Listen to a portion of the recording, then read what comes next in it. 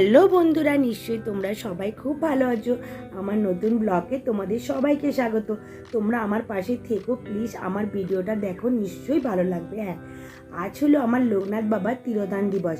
হ্যাঁ, তার আগে একটা কথা বলি, ভিডিওটা আসতে অনেকটা দেরি হয়ে গেছে, 1 মাস প্রায় লেগে গেল। কেন ভিডিওটা এডিট করতে ছেলে অনেকটা সময় নিয়ে নিয়েছে, কোচিং, স্কুল, কম্পিউটার, ওকেই বা কী বলবো দেখো।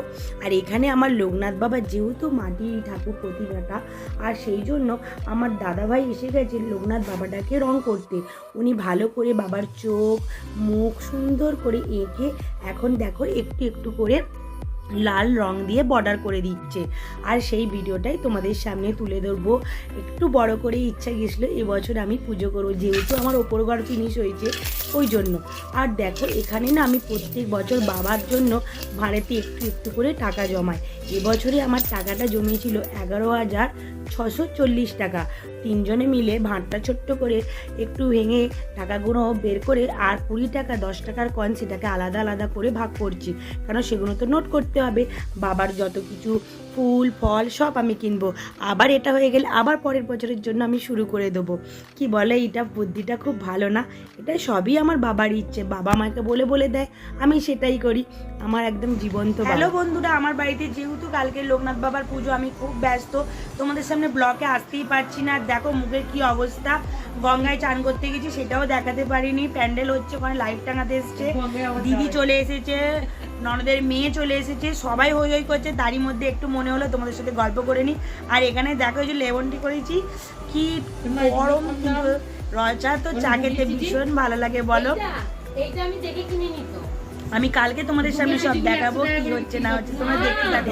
রাত জেগে প্যান্ডেল করার মজাই আলাদা বলো। বিকেলের মধ্যে প্যান্ডেল দাদা শেষ করে দিয়েছে প্যান্ডেল করে, উনিও খুব চাপের মধ্যে আছে। লাইট দাদা বললো আমাকে রাত জেগে লাইট টাঙাতেই হবে, কেন আমিও খুব ব্যস্ত। চারিদিকে বাবার আরাধনা হচ্ছে, বাবার পুজোতে খুবই উনিও ব্যস্ত। এখন বাজে রানো তো রাত 12টা 10।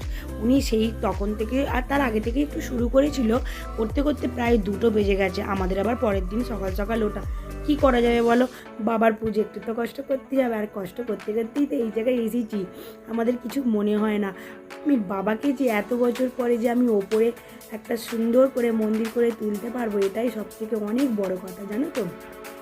ওনারা 3 জন ছিল, লাইট টাঙিয়েছে, একটুখানি এই মিষ্টি জল আর একটুখানি চা করে দিয়েছিলাম, বললে আর কিছু লাগবে না। সকাল সকাল উঠে সব কাজ সেরি দেখো, মোছামুছি পরিষ্কার জরিষ্কার। যেহেতু আমার শেষদি চলে এসেছিলো, আমার শেষদি খুব কাজের, জানো তো, ওকে কিছু বলতে হয় না কাজের জন্য। আর এখানে আমি তোমাদের একটা জিনিস দেখাতে ভুলেই গেছি। দেখো এত কাজের মধ্যে আছি না, মানে আমি তোমাদের অর্ধেক ভিডিও কিছু দেখাতে পারছিলাম না। এখানে ভোর 5টার সময় ফুলদাদা এসে ভালো করে বাবার কাছে ফুলগুলো সাজিয়ে একদম সুন্দর করে দিয়েছে, যাতে বাবার মুখটা আরও সুন্দর লাগে। দেখো এই যে বাবা প্রতিষ্ঠিত এখানে হয়ে গেছে। আর দেখো আমি না সবটা জোগাড় করতে পারি না, আমার একটা পাশের কাকিমাকে ডেকে নিই, উনি জোগাড় করবে আর আমার দিদি করবে। তারই মধ্যে ব্রাহ্মণ 10টায় আসার কথা, ব্রাহ্মণ মশাই এসে গেছে, আর আমি রেডি হয়ে বসে পড়েছি। এতটা কাজের প্রেশার, এটা করছি একবার ওটা করছি। এখানে পুজো অর্ধেক হয়েছে, তারপরে হোম হবে।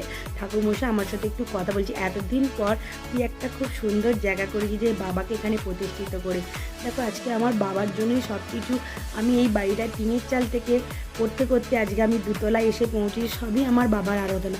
দেখো আমরা খুবই সামান্য একটা কাজ করি, সেটা হলো তেলে ভাজার দোকান, তা থেকেই একটু একটু করে জড়ো করে আজকে আমার এই জায়গায় আসা। তাহলে বলো না, বলো বাবার জন্য সব কিছু। যেহেতু আমার ওপর ঘর ফিনিশ হয়েছে, তাই একটু সত্যনারায়ণও দিয়ে দিয়েছিলাম, একই সাথে 2টো পুজো হয়ে গেল। সবাইকে বিকেলের মধ্যে সত্যনারায়ণের প্রসাদ সব দিয়ে চলে এলাম।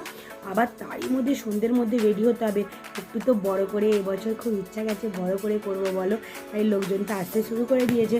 আর ননদের মেয়েকে বললাম, মানে তুই একটু আমাকে ভালো করে সাজিয়ে দে। ওই যা করে একটু খোপা বেঁধে নিয়েছি, আর রাত পরে একটু শাড়িটা ইচ্ছা গেছে পরে নিয়েছি।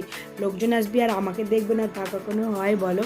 আর এখানে দেখো একটু সাজুগুজু করছে, আর ওই যে পাশের লোকজন আসতে শুরু করে দিয়েছে। চলো একবার ওপরে নিয়ে যাচ্ছি, বাবার যেখানে বাবাকে মন্দিরে বসিয়েছি, আবার নিচে আসছি। আমি খালি এই করছি, জানো তো, খুব আনন্দও লাগছে যে আমার বাড়িতে লোকজন। আর দেখো কি করছি কুচকুরা, এখানে হোল হোল হোল হোল।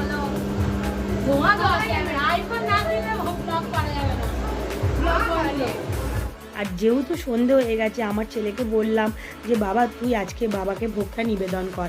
আমি যেহেতু খিচুড়ি, রাইস, আলুর দম, পায়েস সব করেছিলাম, ভোগ নিবেদন করার পর তারপরে তো লোকজনকে বসাতে পারবো। সন্ধেবেলা ভোগ নিবেদনটা হয়ে গেল। আর যেহেতু স্টলে ছিল ফুচকা, লস্যি, পকোড়া, আমাকে খালি বলছে বৌদি দেখো না ফুচকাটা, নিজের বাড়ির অনুষ্ঠানটা খাওয়া যায় বলো, কিনে খেলে ফুচকা কত খাওয়ায়, 4টে ফুচকাকে টেস্ট করে নেব। আর দেখো বাড়িটাও লাইট দিয়ে সাইজি, খুব ভালো লাগছে না? আমি দেখো সবাইকে হয়তো বলতে পারিনি, কিন্তু চেষ্টা করব সবাইকে বলার, যতটুকু পেরেছি করার চেষ্টা করেছি। আগের বছর যদি বাবা দিনটা আরও বড় করে করব। আর এই যে নাচ শুরু হয়ে গেছে।